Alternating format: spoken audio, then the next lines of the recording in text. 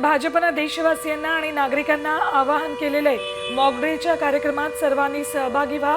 भाजपच्या कार्यकर्त्यांनी, नागरिकांनी, विद्यार्थ्यांनी हिरिरीने सहभाग घ्यावा। तुमचा सहभाग बदल घडवेल।